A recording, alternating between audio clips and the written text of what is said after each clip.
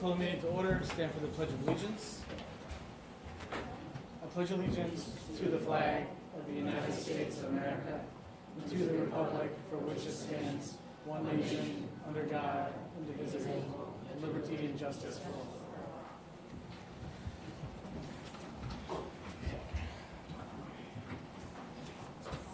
So first up, we have the approval of minutes for the July 11th, 2023 special meeting, the July 11th, 2023 work session and regular meeting, and the July 24th, 2023 special meeting.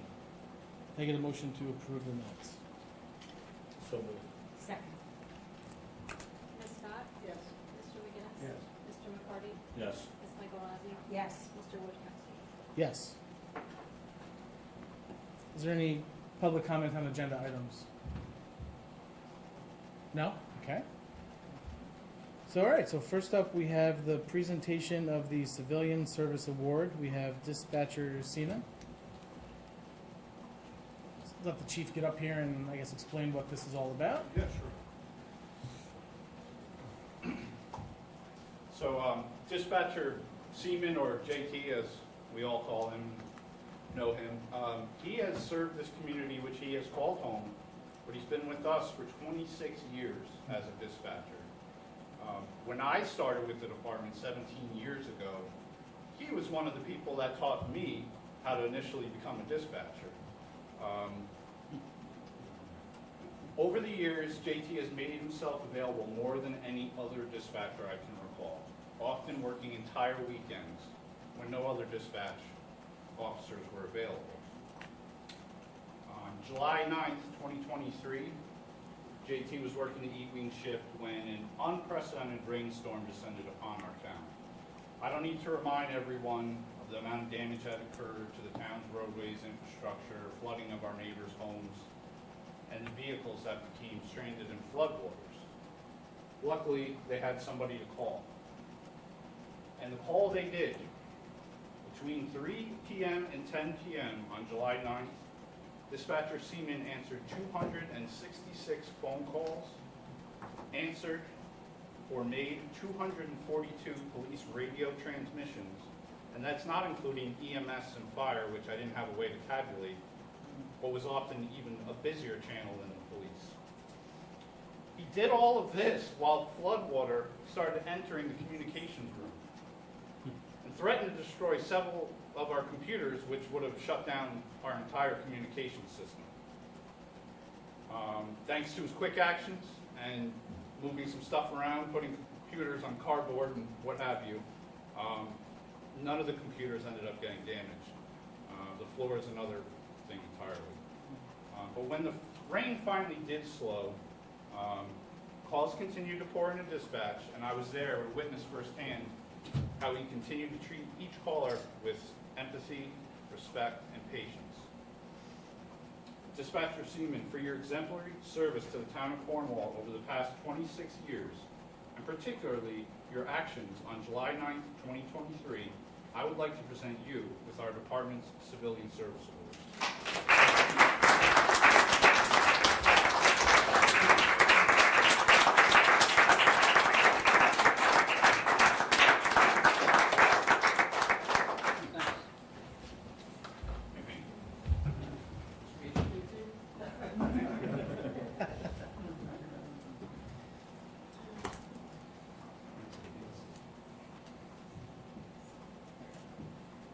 That's a, really a great story. I'm really glad you brought that to our attention, Chief.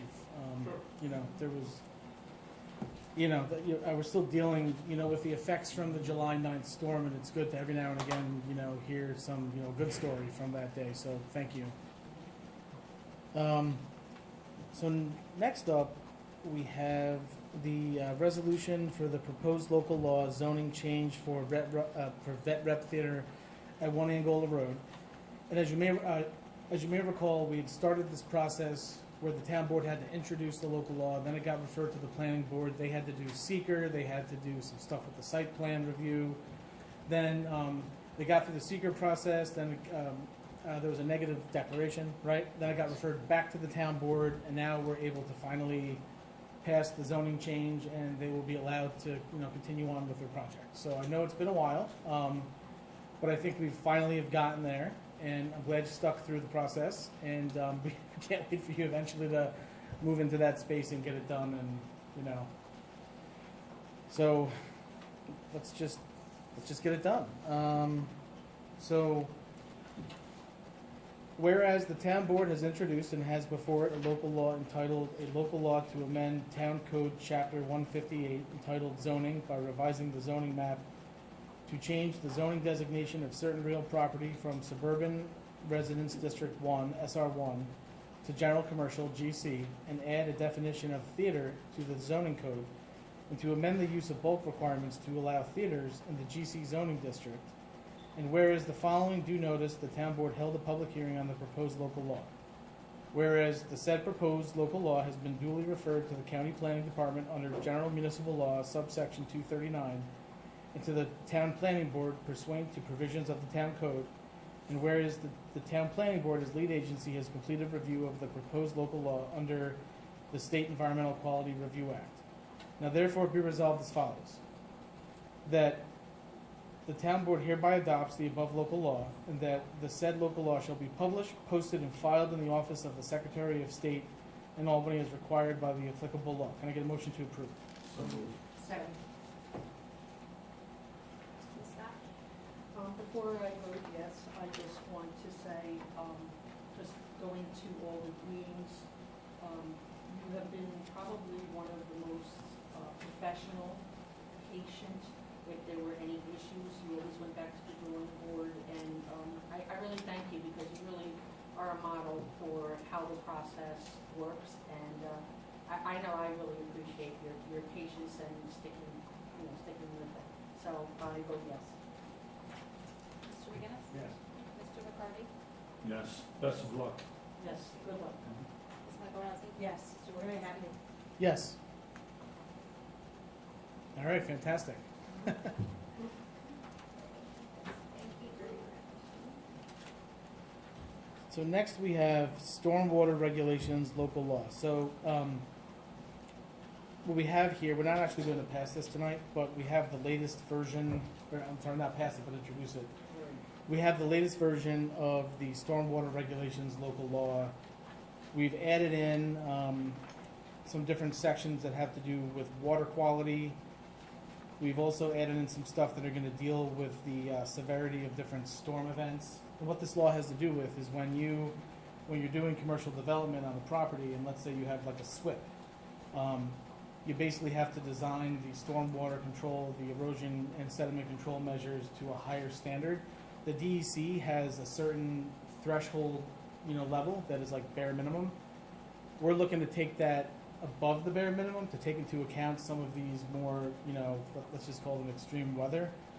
So, if you look at, one of the things we did here in the previous, version that we have on the books, we didn't have a storm event, a 12-hour, 100-year storm where you get 7.12 inches over 12 hours. So we've now added that in there. I asked about adding in like a 1,000-year storm, but that's would have just made it too stringent. If we, if everyone had to basically build to account for a 1,000-year storm, that would just be an insane amount. You'd probably never be able to build on a property. I mean, certainly if we keep having 1,000-year storms every year, then we can, go back and look at that. But I think for now we're settling on the 12-hour, 100-year storm. There's also a section in here, if you look on the second page of this, number 5, subsection O, or was it O or 0? You basically, we're gonna ask the planning board to come up with enhanced erosion and sediment control standards. And so, when we introduce this, Dominic is then gonna take back to the planning board, and they're gonna work on coming up with what are the right standards for the town of Cornwall, since they're gonna be the ones that are gonna have to deal with it. And so that was sort of how, instead of like the town board working out all of those details, we're gonna let the planning board and its consultants work out those details, with the mind that we want stronger standards. So that was one piece of this. What else is in here? I think I caught everything here, but I mean, look, certainly this is just, this is the most recent version. My hope is to, take a look at this. I would like to introduce this at the first meeting in September, so we can start the process and schedule a public hearing. But this is, right now, this is the version that I'd like to introduce, so take a, This is just applied to just commercial Yes. development? If there's any kind of subdivisions, are we looking at? It would apply to subdivisions as well. Okay, I was just. Correct. Correct. Subdivisions of what number, like it says most of it is for house or to a subdivision, like 3 or more. It It actually applies to an acre or more of disturbance. which is what a SWIP. So anytime you have an acre or more, you have to do a SWIP. So this basically applies to anything you have to do with SWIP. Okay, so any basically parcel. Correct. Okay, thank Well, but the overall disturbance has to be an acre. Correct. you. Right. Correct. So- It's not that the parcel is an acre, it's just that the amount of Right, ground so if they're clearing. excavating Yeah. an acre or more. Excavation. then- Correct. I understand. Correct. Thank you.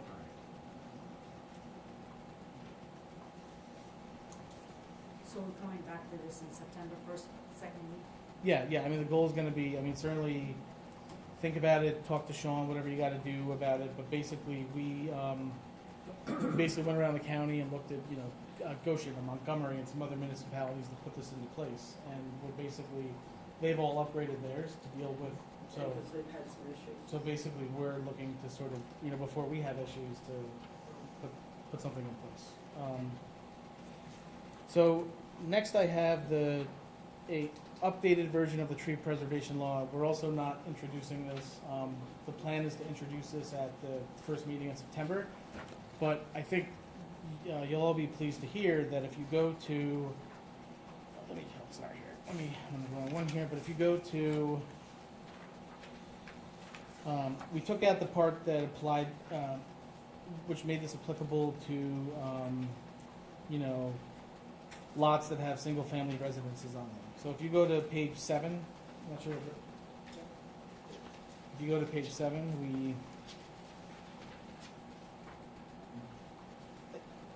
if you go into regulated activities, we took out, it basically reads now, this chapter does not apply to any lot improved with a single-family residence, actively managed scientific research forest, that's Black Rock Forest, certain commercial activities such as tree farms, we have a tree farm, right? Lots where there's agricultural activity, we have lots with agricultural activity in the town of Cornwall. So that, we think that pretty much handles a lot of it, a lot of the, not complaints, but just concerns that residents have. And then obviously we continued with the no penalty shall be imposed if you're removing invasive plants or hazardous trees. And then obviously the one thing you do have to leave in here, because we do have a clearing and grading permit, which still remains in place, that still has to be in place, so that, there's gonna be times when the clearing and grading permit is gonna prevail because maybe it has stricter standards than this. So that we actually can't take out unless we get rid of the clearing and grading. Yeah, I mean, the clearing and grading, once again, applies if there's disturbances, in most cases that are in excess of 1 acre. You don't want to disturb that jurisdiction of the town Yeah, in connection with the adoption of this law. So this would want to dovetail with that rather than conflict. yeah. So basically, look, I think we've taken away the concern of I think, lots that have single family, we basically took that off the table. So now it's just, I would say it's mostly applying to commercial now? That's correct. Right, Yeah. That's correct. Yeah, I mean, anyone that has a property that has a home on it, and they're just doing tree clearing without triggering any other elements, like they're not having more than 1 acre of land disturbance, say. And that's a lot of disturbance, actually, so when you Yeah. think about it, yeah, you know, it's certainly far more than putting in a pool or even taking down some trees that might be undesirable for whatever reason. yeah. This would exempt anyone with a single-family home on property from having to comply and going through the process of getting permission to remove trees on their property. And look, certainly if the board in the future sees that there's issues, or for some reason we have to go back and change it, or I guess we have to do something, we can certainly, we have the authority to do that, but I think a good place to start is with the, what's in here, and, particularly focusing on commercial. So I think we've got it, I hope we have it right now, but, Also, it Yeah. also does, in other words, it does not prevent homeowners to do maintenance on their property. no. So it's basically, you can do whatever you want, as long as it's. Unless you're gonna clear an acre, disturb an Correct. acre of land on your 5 acre, then you would, So, I you think know. many people misunderstood the concept. So you can carry on with the. but if you're just doing basic things like a pool or an addition or whatever, as long as you're not getting to the acre of disturbance, you're pretty much good. Yeah, Will the building inspector perhaps be at the meeting, because I know there were some concerns in terms of the language and enforcement, because I think, we can write a law, write an ordinance, but it has to be something that has to be enforceable. May I add, There- Chair, may I? Carla has met with building inspector, and they are in touch with every line in here, so they're The- well informed. their main concern was having this apply to residential parcels. Right now, this is mostly applying to stuff that comes before the planning board, which they'd have to be involved with anyway. So, look, I'm happy to have them, look at it again, but, their main concern was the residential component, because that would have added in potentially hundreds of incidences a year where they'd have to be involved versus And there's a lot commercial. of parcels that Yeah, would have So- been under them. yeah. So, Mr. Supervisor, if I may, Yeah. I was in that meeting while you were on vacation, and John Han and Gary were both there. And in my reading, it appears that their concerns have been addressed. Well, I've had some recent discussions, and I just want to make sure, because they're the ones that are in the front line, and they have to enforce it. sure. Okay, so next up, we have a resolution for Mine Hill Road emergency work. So you may recall last week, the highway superintendent had basically asked us, he'd wanted to go ahead with, a certain amount of emergency work on Mine Hill Road that's gonna involve a lot of paving and some stabilizing of the roads and some stuff with catch basins. It was determined that this needed to come back before the town board to just authorize him to hire Lillian Callahan to be able to do the work. And we're looking at, this is all gonna be stuff that will be reimbursed by FEMA, but this is all work. We basically, we're under the time, we have like a time crunch, because we have to get this done before we get the winter, and hopefully before the next 10-inch rainstorm. So otherwise, you know how bad that road is if you've been up there recently. So this would basically allow us to contract with Lindley and Callahan to do the repairs.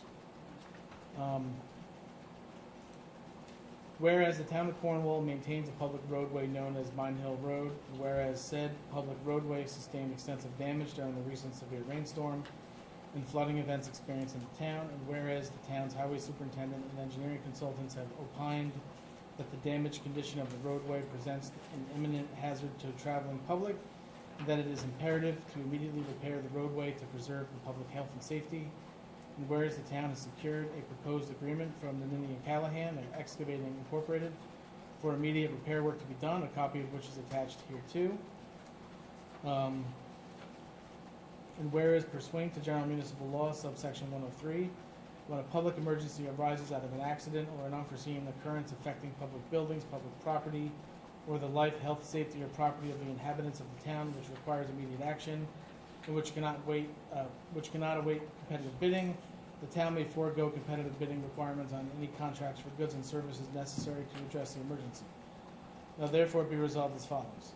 That the town board hereby finds that the damage to Mine Hill Road due to the unforeseen severe rainstorm and flooding events constitutes an emergency situation, allowing the town to forego competitive bidding on the necessary repair work pursuant to general municipal law, subsection 103. That the town board hereby approves the aforesaid proposed agreement with Lennini and Callahan, Inc. for immediate repair work to be done to Mine Hill Road. And 3, the town supervisor is hereby authorized to sign any and all documentation necessary to complete work under the said agreement. Can I get a motion to approve? Ms. Scott? Yes. Mr. McGinnis? Yes. Mr. McCarty? Yes. Ms. Michaelozzi? Yes. Mr. Wojciechowski? Yes. So next up I have you may recall, and if you look at your package here, you've got, this is 2280 Route 9W parcel. So, as was the case with, we've done this a couple times in the past. So basically, Mr. Perez, who's the owner of this property, he's seeking a zoning change request. But in similar to fashion, I believe how we handled another parcel on Route 32, the property owner is going to have to go to the planning board, submit a planning board application. It then gets referred back to the town board that introduces the local law. It then goes back to the planning board for review, right? It's just the same process. But we have to set, but basically we're going to let the planning board determine the escrow amount, because this is, essentially he's applying to the planning board, and then the planning board would set the escrow amount, and then they would then pay out whatever the consultant's fees are on this. That's my understanding how we have to do this. We can't the town board just can't review this and pass it. It's got to go to the planning board, then back to us, and then the planning board reviews it. I mean, that would be the normal course of Yeah. things. Yeah. Correct. So, Right, so the escrow is gonna be right, $5,000? well, no, the planning board sets that. So Oh, when, I'm sorry. yes, I didn't notice that. yeah, so I mean, if the planning board decides to set $5,000 because they think that that's what the review is going to take, then that's what they set. If they determine it to be a lower amount, they would set that amount. But I mean, we're not going to set the escrow for the planning board. I would think that they would. Correct. They have their own established escrow policies that we set when we did those escrow policies, the fee schedule last year. Just refresh my Yeah. mind, because there's a couple. Yeah. Wasn't this the one where they were asking for money from another planning board project they were on to transfer? Was this the right one? Yeah. So what he had asked for, he has the existing hotel project, and he Right. wanted to know if he could use funds for that project to pay for this, and the answer is no. He's got to set up his own separate escrow account for this Okay. separate project. All right, So that's what we're going to be making so him the do. planning board determines what amount is to be put in this escrow account for this particular project? That's in the fee schedule that we approved last year. Okay. Yeah, not so much the board itself, it's in the schedule, and so I understand. it comes to the building department. And they, okay. Correct. So,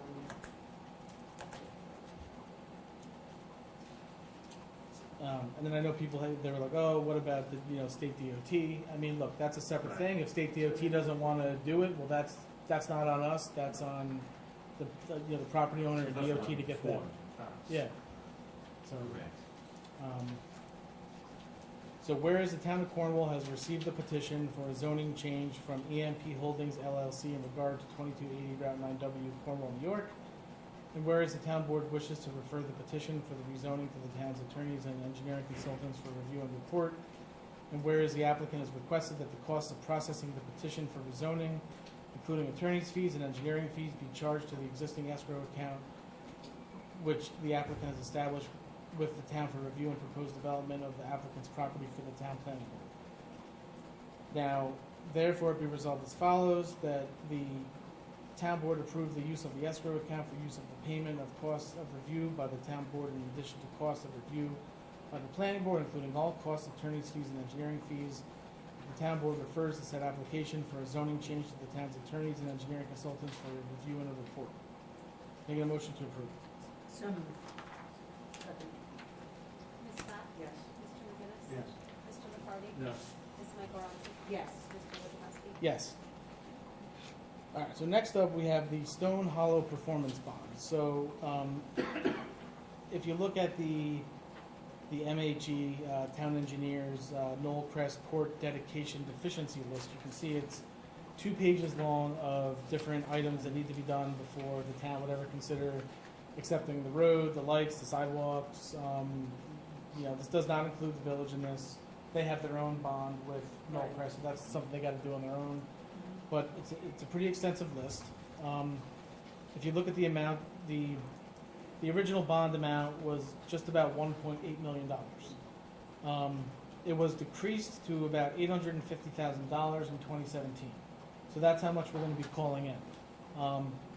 Our hope is that after we do this, that they're just gonna go and do the work without us actually having to go and do the work ourselves and go through a public bidding process. But if they don't, then this would be the mechanism. We don't have, you're gonna ask, you have a question, Tim? Yeah, I was waiting for you to answer. Yeah. So, I mean, basically, we don't know what's gonna happen. After we do this, we will then immediately reach out to them and say, look, we've authorized, the town board has authorized calling in this bond. Are you going to, do we have to go forward with this, or are you gonna do the work? Did we already ask them that question? Steve has been reaching out to them, and we've not gotten an answer back, so we feel like, Over what period of time? so we're trying to reach out to them for the past number of months, and the highway superintendent and the building department have been trying to reach out to them. I mean, they won't even answer calls of the folks that live in there. So my concern is that if we call back the bond and stuff. Yeah. I don't think, if they're not answering it back, do you think that they're actually say, oh, okay, we could come and do the work now? I mean, look, then, we could not call it in, let it continue to degrade, leave the whole road, and I don't think that's an option. I think we have to, I'm just looking at both sides of the coin. no, of course, but look, we're not actually, so here's the thing, we're voting to authorize us to do that, but it doesn't mean we're doing it, it just means that we now have that ability to do it, so they now have a choice, they can, and generally what happens is, I don't know if Dominic has any experience with this, but generally when you threaten to call on a bond, people all of a sudden become pretty responsive. Yes, there would be a notice that would be made to the bonding company that tends to get people's attention, and provides, but having the formal action taken by the town board would be helpful at this point, because efforts to contact and request so far have not been fruitful. Yeah, and I believe the project was, I believe they sold their last house sometime back in, 2022? And the development, I believe, was officially finished. So technically, we should have already, accepted this, but we're not going to because it's in this shape, so if the board has no objections, I would say let's call on the bond, and then Steve will be getting a letter out, followed by a phone call. And he even mentioned something about sometimes the bonding company, they won't even deal with the developer. They'll just take care of it themselves.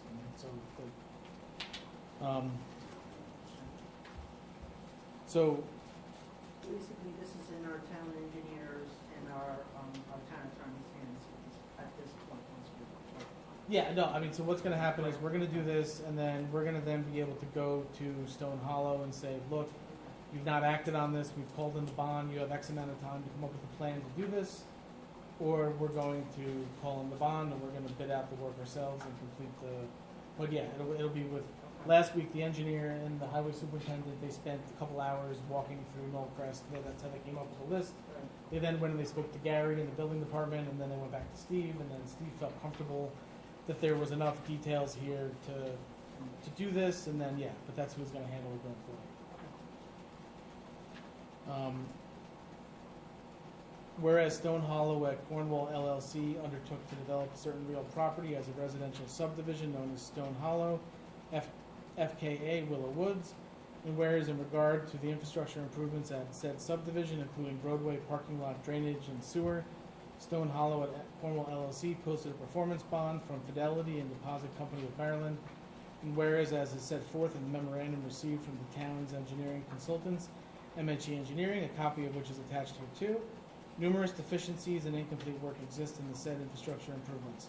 And whereas in regard to the water service infrastructure improvements at said subdivision, a bond was posted in favor of the Village of Cornwall on Hudson for satisfactory completion of the same.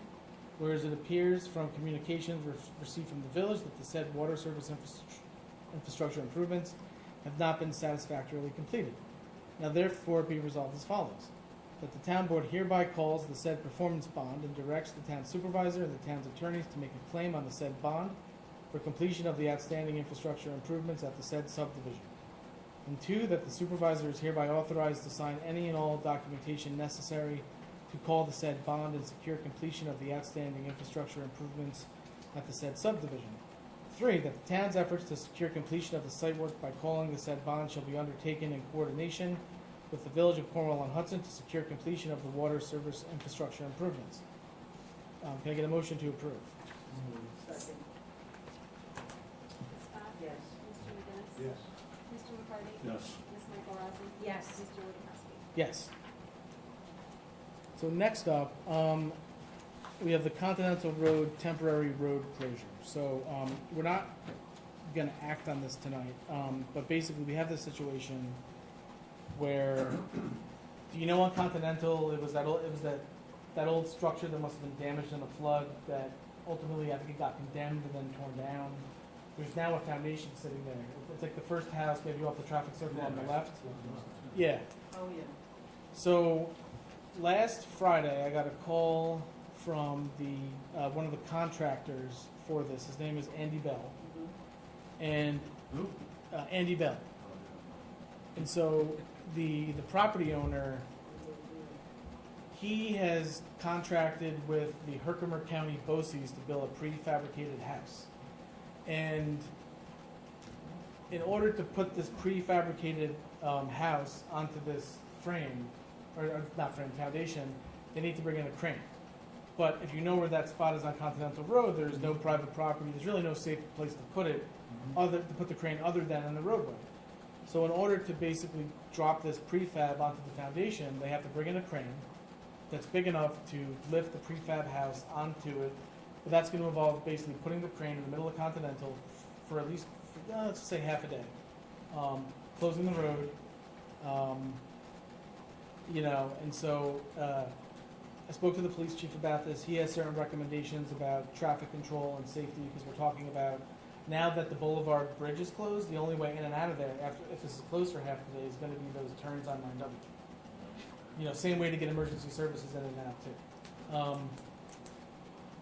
And then you got to worry about the crane doing damage to the road, and so that's something else we have to mitigate. And then obviously notification of the folks that live on the road.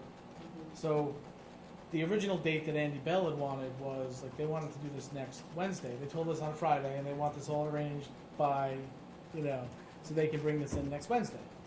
And initially we were like, all right, so is there a way to make this work? But in talking to the town attorney and to the police chief and to really what needs to happen is first we're going to need to establish an escrow because the engineer is going to have to do some work to determine what size bond that we need to have to cover damage that the crane might do to the road and anything else. There may be some other, costs that the town's going to incur possibly from, police or highway. But the thing is, though, we can't not let him do this. We can't prevent him really. I mean, eventually we have to figure out a way to let him do this, but it's got to be on our terms. So we're going to set the terms on this, but I don't know. But we don't know enough to set those terms tonight beyond maybe requiring a $5,000 escrow and then turning this over to the engineer and letting him work with the highway department to come up with the bonding requirements and then figuring out the traffic control, allowing Andy and his client enough time to basically notify. And we have to determine how many people on Continental is it going to, think about it. Idlewild Creek is on Continental too.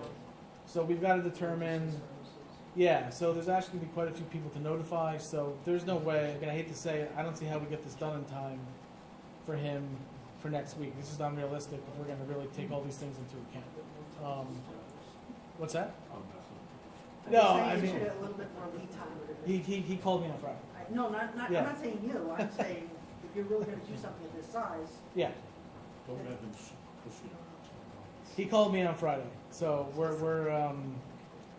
so what I'd like to do tonight is have the town board set an escrow in the amount of $5,000 to basically cover the engineering and any town expenses related to this project. Is that enough money? That sounds like this is. Well, It doesn't well, sound like it's it. enough for the engineer to determine I'm what the just thinking bond's that- gonna be, and, I think so, at least for initial amount, and it Okay. always could be replenished if it, Yeah. if it All falls right. below that. the bond's gonna be But- something different. That's gonna be something different. He's gonna have to get us a bond to get us a certificate for the bond. Yeah, but the list of conditions that the board should consider to allow the closure of Continental Road is not before you yet. Okay. So this Yeah. would just be the escrow to start the process to So we can identify determine what those issues are. what things are gonna Okay, be I necessary. understand. And some engineering to see if the road was capable of supporting the terrain. Yeah, That's correct. yeah. So, so if I could get a motion to approve setting an escrow of $5,000 to cover the town's engineering and other costs related to determining, you know, how we can move forward with the, you know, terms and conditions of allowing this to go forward. So moved. Second. Ms. Scott? Yes. Mr. McGinnis? Yes. Mr. McCarty? Yes. Ms. Michaelozzi? Yes. Mr. Woodhouse? Yes. Before we get to the next item, I did get an email today from Maureen Spalding. They had a soccer camp scheduled for Christie Babcock Park, and I guess it got rained out, so they've now asked if they could have their soccer camp over at Laurel Crest this week. The cross is there on Tuesdays and Thursday nights, but she's been in touch with Gabe in Cornwall Lacrosse to work it out so that they can share the field on both of those nights. But they basically asked if we could authorize them to use Laurel Crest for a 1-week soccer camp this So week. when does it start? This, It starts like this week. I don't see why not. as long as there's. No, I mean, look, They have she- insurance, they. Yeah, use they the have everything. She facilities. contacted me this morning with it, and I mean, there's no way to. So if I could get a motion to authorize Cornwall United Soccer to use Laurel Crest Park for this week, which is, So moved. Was it from? it's basically from today. So No, no, I'm just saying the time. Was no, sorry, it would be 4 to 7 p.m. it, okay. And that's not gonna interfere, like, they work out of the cross. Yep, they're in touch. In fact, they were back and forth this evening and they worked it out. So, I did say so moved. Second. Ms. Scott? Yes. Mr. McGinnis? Yes. Mr. McCarty? Yes. Ms. Michaelozzi? Yes. Mr. Woodhouse? yes. Okay, so next I have, you may recall we interviewed Katie Stone Wallace to be appointed to the CCAC, and I'd like to move to appoint her to the CCAC tonight, if the board is in agreement with that. Motion? Yeah, can I get a motion? Sorry. Second. Ms. Scott? Yes. Mr. McGinnis? Yes. Mr. McCarty? Yes. Ms. Michaelozzi? Yes. Mr. Woodhouse? Yes. Can I, all right, so, looks like that's it as far as, looks like we've got committee reports, unless the board members have anything else. No? Okay, so why don't we start with Tim? I'm just gonna do the wastewater. So wastewater maintenance, our first cut is basic stuff, trading, skimming, exercise all the pumps and valves. Remove the secondary sludge, remove all mags and stuff like that. As far as, there's a call out after hours on BD Terrace at the pump station, the alarm was going off. That was like July 5th, 122. Oh, the pump was at 122 degrees, pump station, so kind of overheat for some reason. Alarms were called out for 3.4 inches of rain when there'd been a massive rainstorm. And storm cleanup with TAN Enterprise. During that storm, though, the operation of the plants actually went pretty well. So the influence of the sewage flow was only 0.106, and limit is 0.12. BOD and was 2, and again the threshold was 30. Total suspended solids was 2.5, and again the threshold was 30. So both sewer plants actually operated pretty well during that storm. for the Shore Road. Same thing, they cleaned out and all the debris and rags. I guess they had installed an alarm for a muffler master, a grinder, and screen. Cleaned out the dredging, or the dewatering pump, excuse me, and pipe fixtures. And cleaned the trickler filters, got them all cleaned out because there was some debris in them after the storm. Call out after hours for Beaver Dam Pump Station for flow alarm due to heavy rain counted. Call out after hours on Shore Road, wastewater treatment plant alarm power trip. No reason. Alarm called out for a massive rainstorm for all the pump stations out there at Beaver Dam, Shore Road, and clean with TAM on 7-9. Dye test Rose Hill Park. I know there's an issue at Rose Hill Park. You could talk about that. Yeah, I mean, sure, Yeah. so, But anyway, Yeah. the flow at the plant was, even after the rainstorm, was still pretty good, 1.6. Again, actually, that was another, well, 1.16, so it's still just a little below the threshold. BOD was 9.3, that's way below, and total suspended silence was 6. Otherwise, we didn't have that issue with most of the parking we can talk about later. yeah, Now I'm gonna talk about one more thing. sure. Okay, I'm just gonna talk about Men's Pond a little bit, real quick. One thing I wanna talk about Men's Pond is, first I wanna thank all the people out there that are listening, because I know a lot of people are viewing this, for all of your input. A lot of great input, take it all in. There's a lot of people that are very concerned about the pond and wanna help out, deeply appreciate it. I deeply appreciate the offers of monetary assistance. So we're hoping to have some good news, hopefully next week, then the next week, for assistance on that, for grant, to get the pond dredged for Plan A. And then Plan B is some phenomenal input for all the residents throughout the town and village, which we're gonna incorporate in Plan B, which is basically the long-term maintenance of the pond to keep it allergen-free and keep it flowing for many generations to enjoy for years to come. And so, again, thank you very much. I hope to have some real good news with an upcoming week. That's it. Rocha? A few highlights. Starting with the most recent one, Music in the Park is going to be extended an extra Sunday, September 3rd, and the new time going forward, starting this coming Sunday, is 6 to 7:30 instead of 6:30 to 8, and this is because it gets dark. Our last session is going to be performed by a very gracious Mr. Mark Henderson, who has been helping us with organizing and contacting all the musicians. We're very grateful to have him, and he's going to be performing on September 3rd. So I hope everyone will come to support. From the Como Youth Committee, the signature event, which is Color Bash, is scheduled to be on October 1st. And I believe we do need permission for that from the, that's what I was told.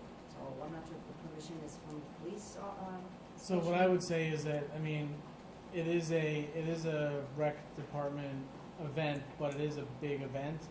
It is gonna be happening entirely on, Riverlight Park, I believe, around Raymond's Correct, it's not Pond. gonna be on any streets. But we, so- but because of the size of the amount of people, certainly let's have the youth committee, fill out, I guess, a special event form as though, just so they can give the details to the town board, I guess, until we get that, new form figured out. Would you kindly tell me, because they asked me to follow through this? Yeah, obviously they would be under the town's insurance because it's a town, Sure. and then we'll have to talk to Chief Geppert about any police control and whatnot. Their upcoming event is this Friday, actually, with a partnership with Movies on Hudson, being held at the Donahue Park, August 18th at 6 p.m. And they're very excited.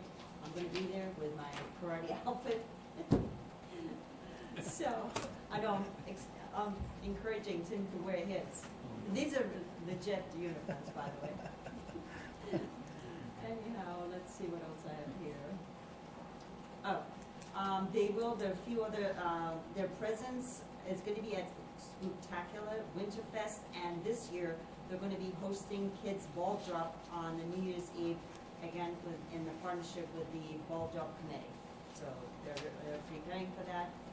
The next meeting is gonna be Thursday, September 14th at 6 p.m.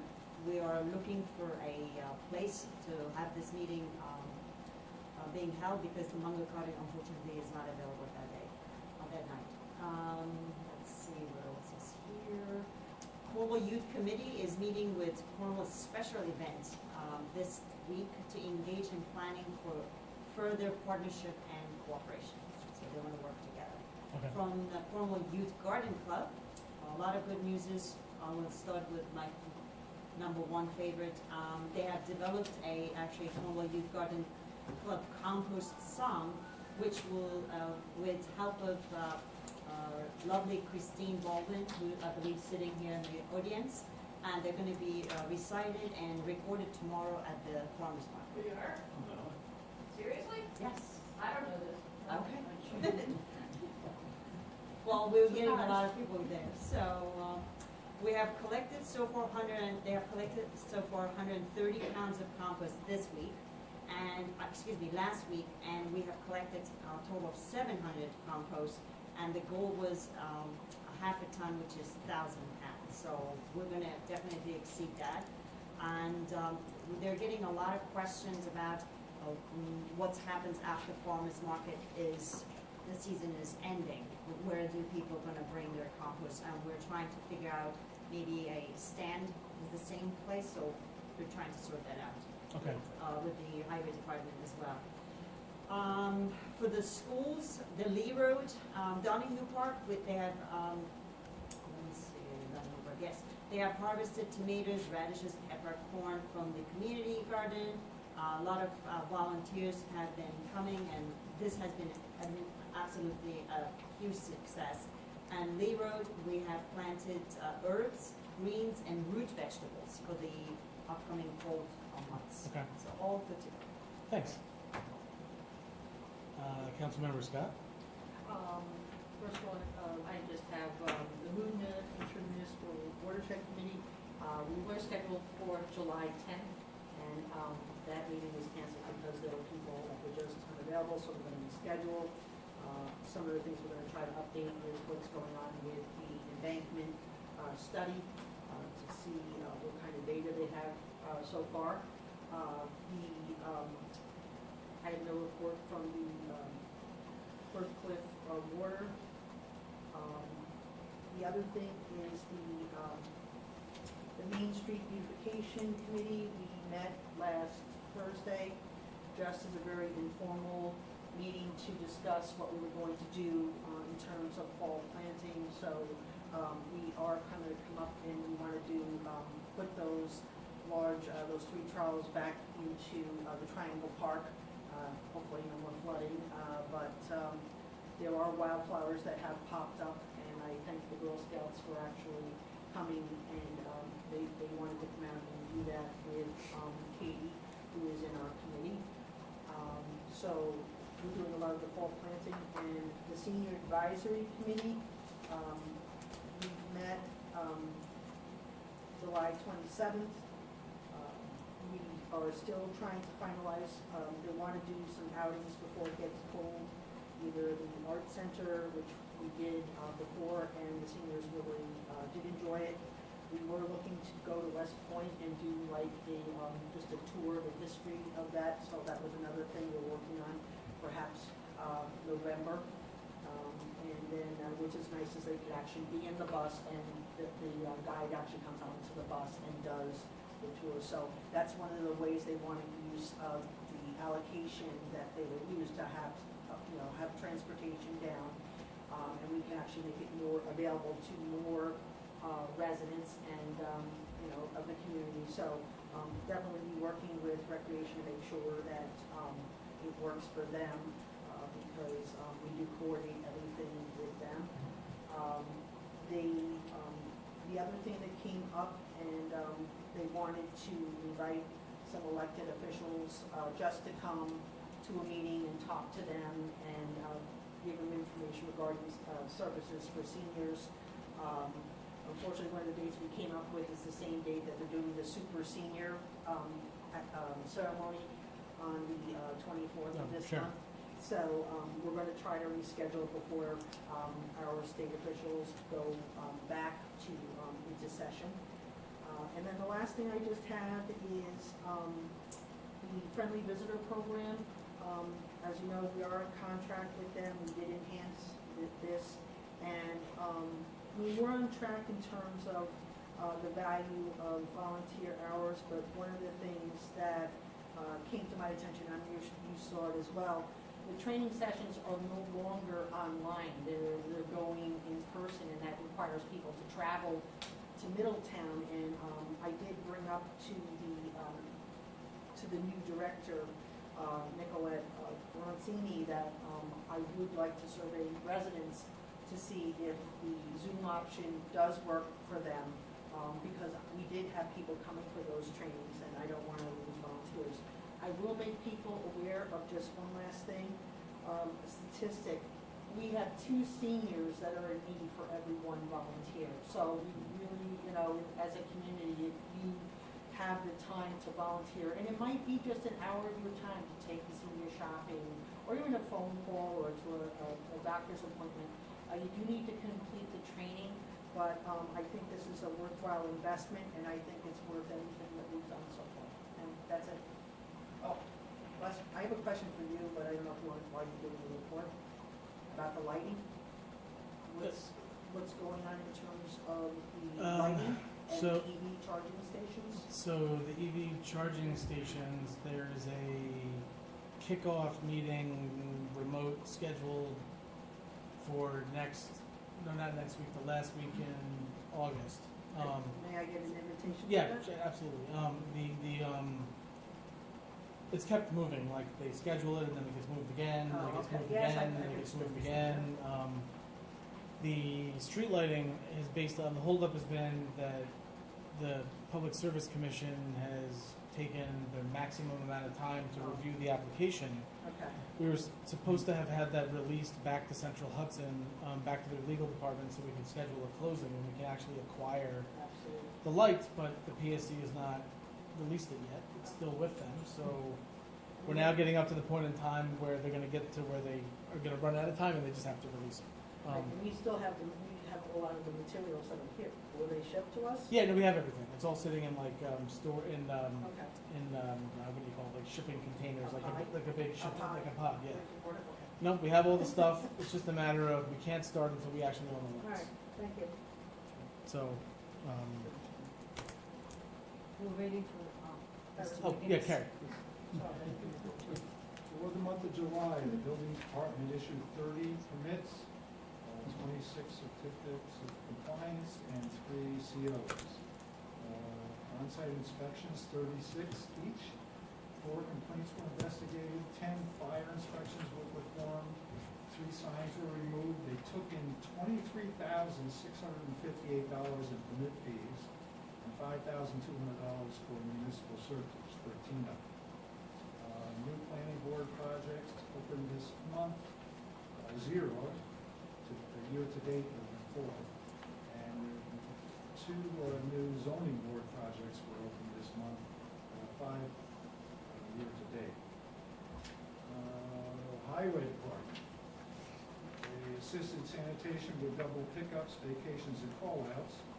Set up and break down for 4th of July festivities, street sweep edges of roadway town-wide, road mow town right-of-ways town-wide, rake algae and remove from, apply 55 gallons of liquid barley. Yeah, barley extract. Okay. Clean up after catastrophic rain events July 9th, July 13th, and July 16th. Bid damage assessment, emergency repairs, and start permanent PDC repairs. 1 box culvert lost on Boulevard, 1 double barrel culvert lost on Long Hill Road. Over 10 miles of shoulder and asphalt erosion, 5 different embankment erosions putting Broadway, Continental Road, Mine Hill Road, Deer Hill Road, and Old West Point Road at risk. Approximately 12 miles of open ditches that need to be cleaned out. Hundreds of catch basins packed with sediment not allowing water to flow.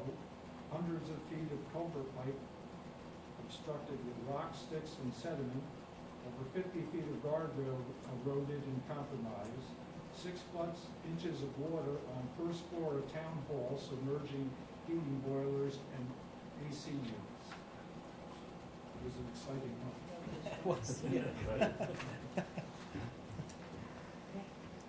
So, okay, so, it's just real quick, the police department, 738 calls for service, 6,796 miles driven. We had 48 traffic and appearance tickets issued, 11 parking tickets issued, 27 motor vehicle accidents, 5 arrests, made a busy month for arrests, relatively. We had 1 911 hang-up, 27 alarm, 14 ambulance requests, 9 animal complaints. That seems a little higher too. Or maybe I was as usual. Seems usual. Yeah. 2 burglaries, 4 criminal mischief, 13 disabled vehicles, 13 domestic incidents, 5 parking complaints, 9 suspicious vehicles or persons, 14 house checks, 30 assist other agencies.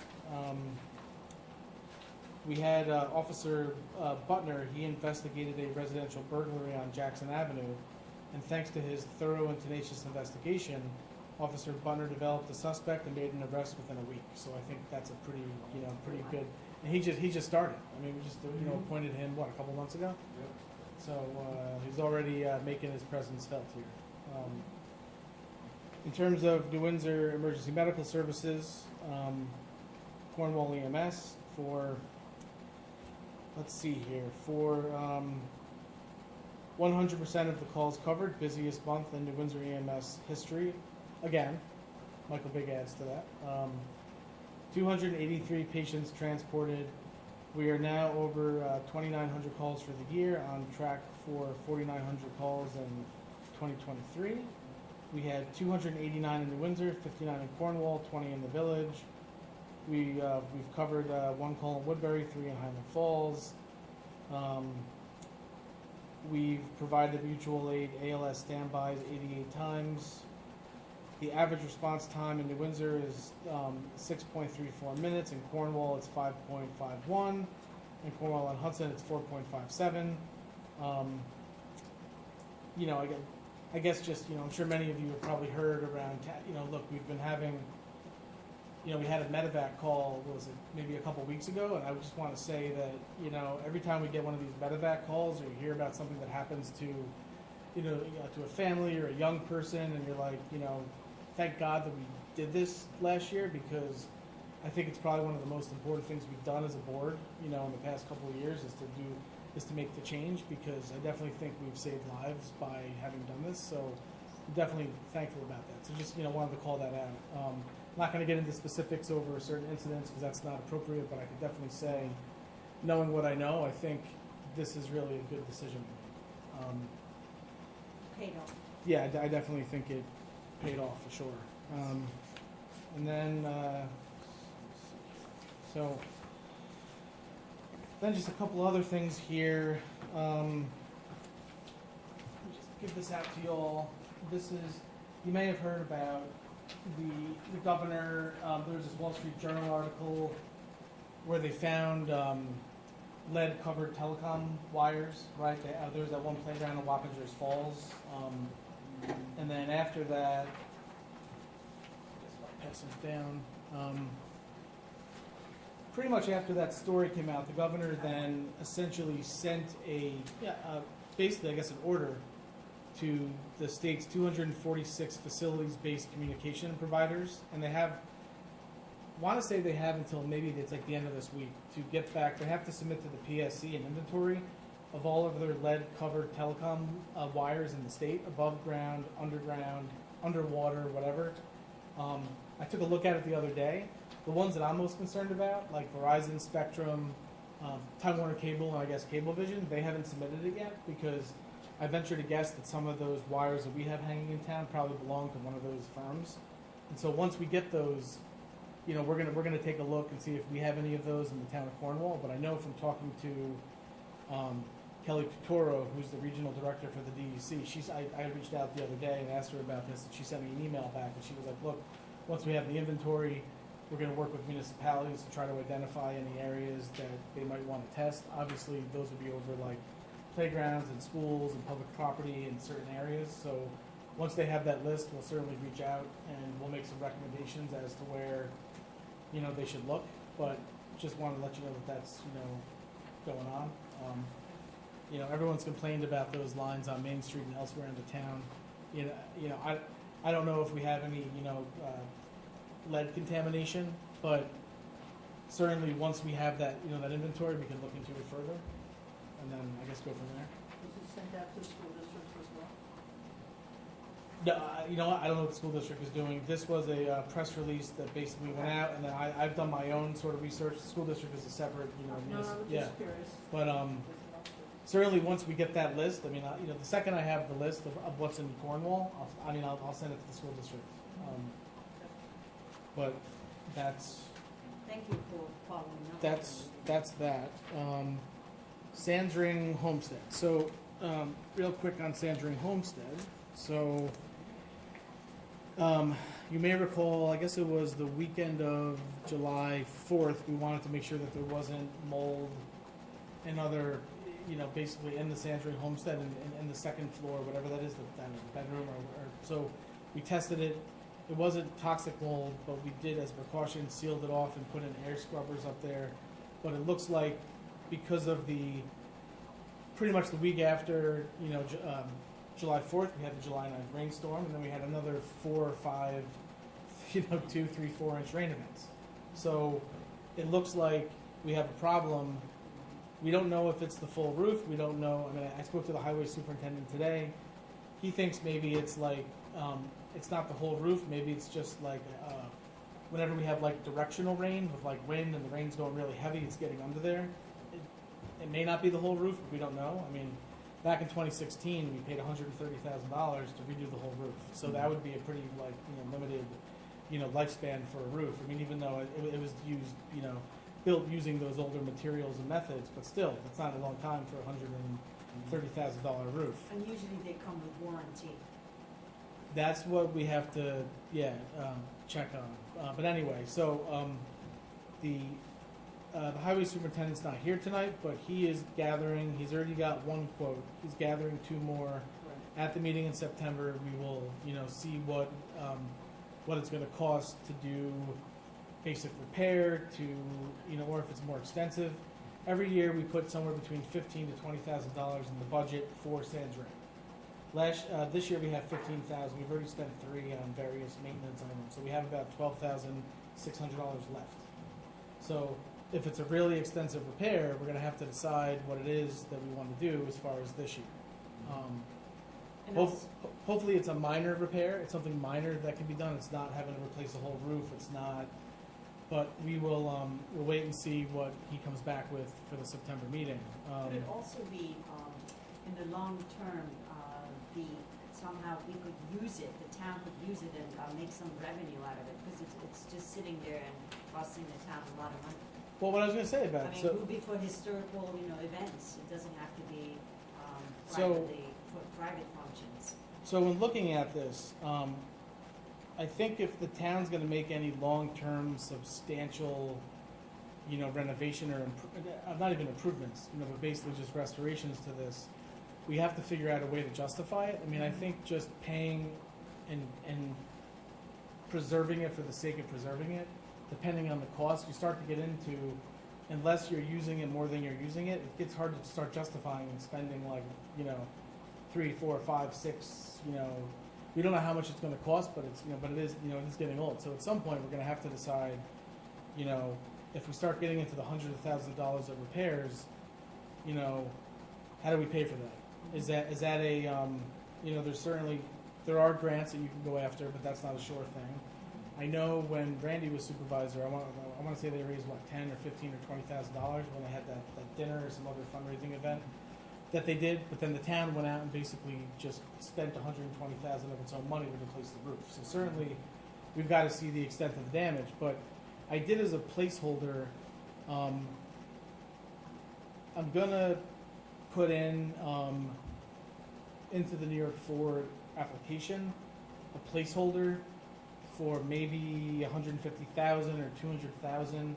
But what the state's gonna tell me is, if we do this, you have to use it more than you're using it. They're not just gonna see this grant is geared towards tourism. I mean, you can do preservation, but if you're preserving something, you're gonna have to open it up more and it's gonna have to be used more. So if we're gonna do that, let's say that we greenlight that and let's say we spend $100,000 or $150,000 fixing up Sands Ring Homestead, we're then gonna have to come up with, I mean, right now it's used a handful of times. I mean, what do you have, school groups that go there, you open it up on the 4th and you do it. We're gonna have to figure out a way to use it more. Otherwise, it's gonna be hard for the state, I think, or any grant,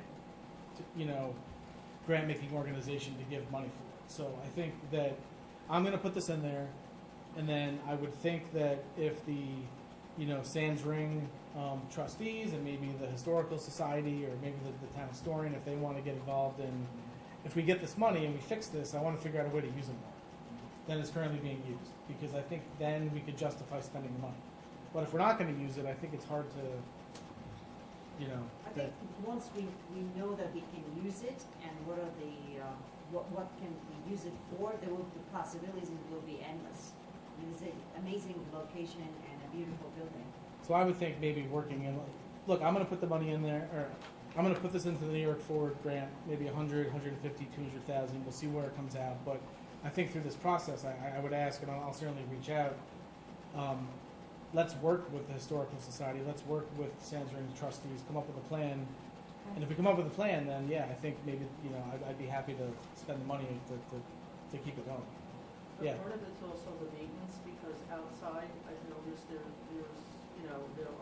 is some sagging, there's, the paint peeling, like, we really do need, I know that we have a lot of facilities on town properties, but, I think maintenance is important, so you're not dealing with such a large, fix. I mean, I think in terms of the roof, I mean. No, I'm just saying yeah. around it, Sure. because there are parts, even like around the brick and the foundational part, the stone, there's some We- issues. So it may end up being that, and this is why we have to have a discussion come budget time, what's the yearly amount of money that we want to put into this, and then who can do it? I mean, this may be beyond the ability of our guys to do it, and so maybe when we get these prices from the contractors that Tom is getting, we can try to figure out what it's going to cost for some kind of like yearly maintenance schedule. But we have to. I mean, we tend to prioritize structures that are used on an everyday basis by a lot of people, and so, unfortunately, we get to that one after we've done the stuff that we have to do. Then we go and we check on it, and so maybe it needs to be a situation where we've outsourced whatever we're doing for that to somebody else. I don't know, but we should certainly. And I know Tim's been the superintendent for the buildings and grounds. He had experience with this. This is something we should take up, I guess, have an in-depth conversation in September. We definitely have to have a conversation with Sands Ring Committee and the Yeah. Historical Society. Yeah. Historical building, and there's a lot of stuff that's been done the last time in 2016, was all because of historical contractors, even the paint, particularly modern day paint, right? So they see it here one already. Right. But I also think that we can do this, I know Tommy has told me he's going to reach out to New Windsor, DPW, and they help with the cantonment, they know some contractors.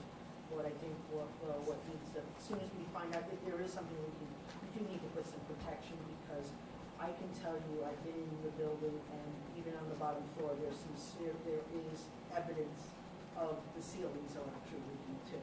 So this is going to turn into a larger problem, and we do need to, as quickly as we can. Yeah, we're gonna. evaluate. I mean, look, unfortunately, we lost on a month. We just couldn't prioritize it in July. I mean, Because that's just New York the- State Historical Society already come down and do a full inspection, and we're talking about all the actual floors, the beams, or actually sides and stuff, that's kind of like normal. No. Because I was concerned that was gonna collapse, Yeah, but it's wet. I know it's what I'm The ceiling's talking, wet. there's a leak in the roof someplace. So- I think that's why they're not in the building, because there was also concern about mold. You don't want to bring children in there. Well, There's no, mold, Yeah. we did mold testing, determined that it was Yeah. not toxic, and then we sealed off the rooms that it had, and then we had the major storm on the 9th, and then Yeah, it got worse from there. So I think September is, I mean, look, if we can get to it earlier, I mean, then the September, whatever that, was it September 12th, we'll get to it, but I think that'll allow us time to get to it. But I guess in the meantime, let's, I'll get something set up with the other groups to talk about. Okay, so we also have, I'm sure you may have seen over on Tory Lane, you may have seen the mural that got painted on the back of the Montessori school's, on the back of that wall. It's this artist named Timothy Goodman, who's a pretty well-known muralist, an author, and he's also, he's on all kinds of like merchandise and, I think Uniqlo. I think he's so, pretty cool. If you haven't been by, definitely go check it out. I happen to think it's pretty cool. He did it in a day.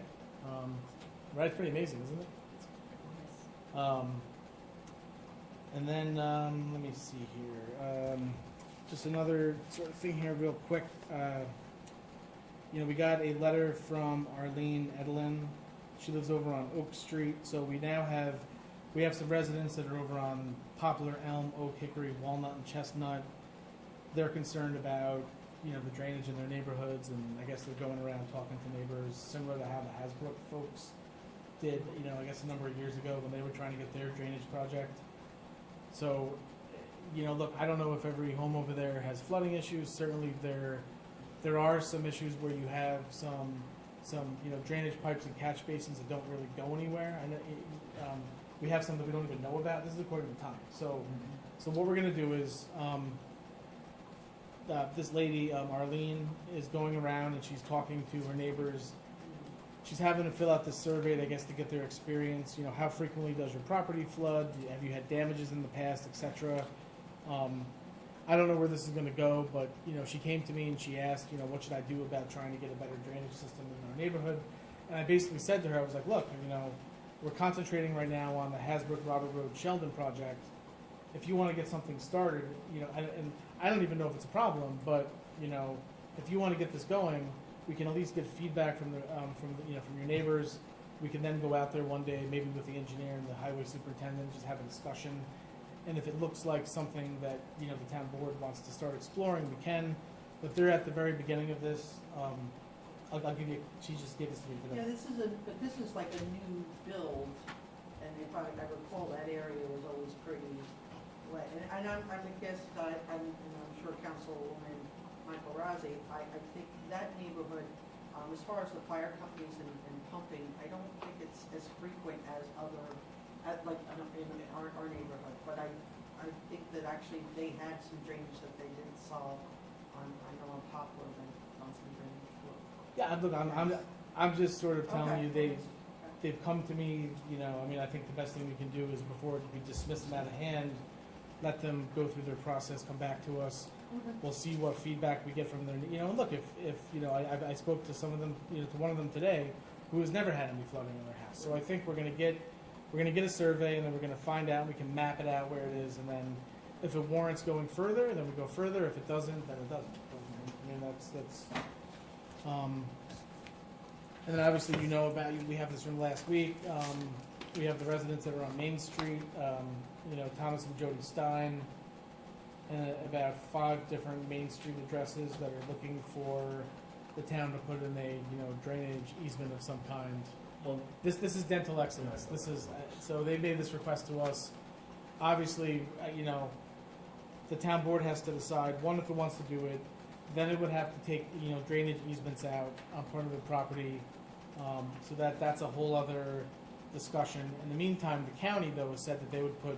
Right now, there's no catch basins on that part of Main Street. That's a county road. only from Sands Yeah. Lane to Wall Avenue. I mean, it's a little bit of a stretch right now. Yeah. I thought it was like a much bigger stretch, but it's not. No, it's not a big stretch at all. So we're just. This That's is just. kind of issue. Yeah. So let me see here. As far as the New York Forward projects, those are due on the 18th. They got to be submitted by 4 o'clock on the 18th. So you've all seen the list that I gave you last week. The town's planner is still basically putting them together. I would have given you draft applications, but she's putting them all together. It's gonna be according to, pretty much the outline that I gave you.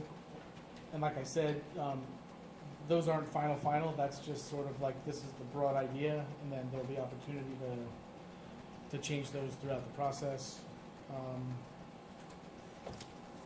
And then, let me see here, I guess just one sort of change I'm gonna make here to the supervisors committee appointments.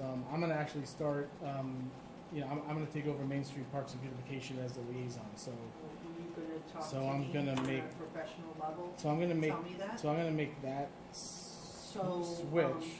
for what reason? Just because I think that it needs to have the attention. There's a lot of stuff going on related to New York Forward, into some other projects, and I need to work more directly with the committee as we pull that off. So I'm gonna make that switch. So um, so I shouldn't participate in this group Oh anymore? no, you should definitely participate, so- but but I'm I'll gonna just be be, I directly, can? I'm gonna be directly involved now. Okay. So No, you didn't make that clear. so I no think one you is should gonna- talk to me about it. nobody is now gonna have this as an assignment. It's just gonna fall under mine, as my assignments along with EDAC and the police.